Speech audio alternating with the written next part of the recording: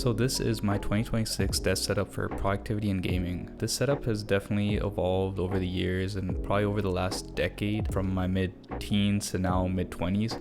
And I've made a lot of changes over the years, but I feel like now I'm kind of in a good sweet spot where I really just like the way my setup works and the way I use it. So to start off, I'm gonna start with the desk itself. The desk I have here is the IKEA Utespelare gaming desk, and this desk comes in black. I've had this desk for about 3 to 4 years now, and I've had no problems with it. It gets the job done, and it's a really big desk. It's about 60 inches wide and 30 inches deep, so you got plenty of space to put anything on it. And the desk also comes with a built-in cable management net at the bottom, so it really helps keep the desk clean and keeps the wires tidy, and it gives the setup a way cleaner look. Next, we got the 2 monitors on my desk. We have my main monitor, that's the LG UltraGear 34GS95QEB. That monitor is basically a 240 Hz refresh rate, 0.03 millisecond response rate, and an OLED panel.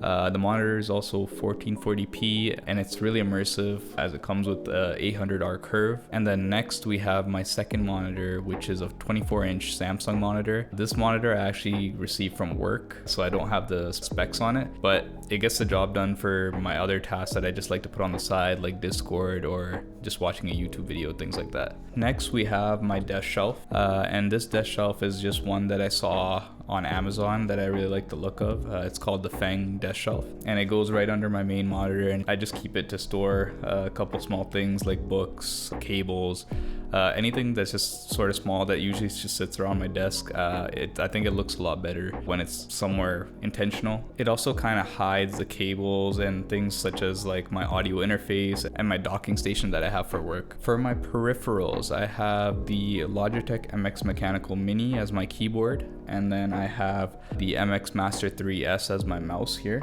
And as you all know, the MX Master 3 is probably the best ergonomic and productivity workhorse for a mouse. Almost everyone has it in their setups, and I can definitely agree with that. I know they came out with the MX Master 4 now, but I have no reason to upgrade as this still gets the job done for me. And then I decided to pair it with the MX Mechanical Mini keyboard, and the main reason I chose to pair it with this keyboard is just because of the options it gives me. It allows me to quickly switch between my work laptop, my PC, and then my iPad sometimes as well, just by the click of 3 different buttons on the keyboard. And the same thing with the mouse itself. It also has 3 modes that you can just quickly switch from inputs. So I really like that kind of flexibility to do that. Which brings me to the audio interface.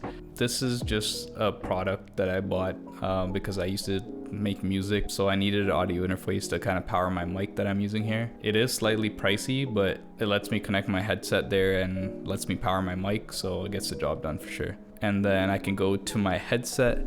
My headset is the Beyerdynamic DT 770 Pro, 250 ohms. This as well is actually a professional studio headset that I used to use for recording music and kind of mixing and mastering my music as well. But now I just mainly kind of use it for when I'm gaming. It's definitely a very good headset to use when you're gaming because you can really hear all the different frequencies. For my mic and my mic arm here, I have this Rode NT1A mic sitting on top of the Elgato low profile mic arm, and again I mainly just use this mic when I'm gaming, talking with the boys, and I just decided to pair it with the Elgato low profile mic arm because it's honestly just really clean looking and it's very easy to tuck away when I'm not using it, like when I'm working.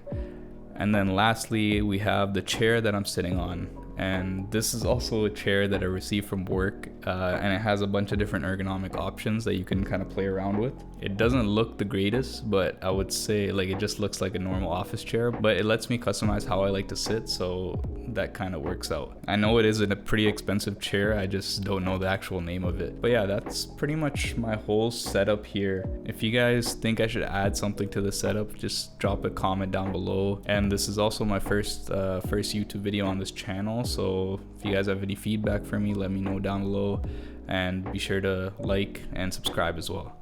I'll see you guys in the next video.